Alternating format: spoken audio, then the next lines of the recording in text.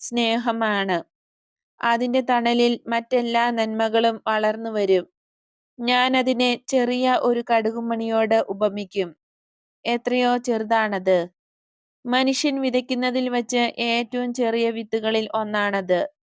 എന്നാൽ വളർന്നു കഴിയുമ്പോൾ അത് എത്രയോ വലിയ ഒരു മരമായി തീരുന്നു. എത്രയോ അധികം ഇലകളും കായ്കളും അതിൽ ഉണ്ടാകുന്നു.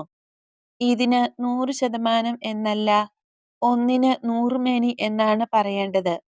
ഏറ്റവും ചെറുതാണെങ്കിലും അത് ഏറ്റവുമധികം ശുഷ്കാന്തിയോടെ പ്രവർത്തിക്കുന്നു. അത് നിങ്ങൾക്ക് എത്രയധികം ആദായം തരുന്നു. സ്നേഹവും അതുപോലെയാണ്.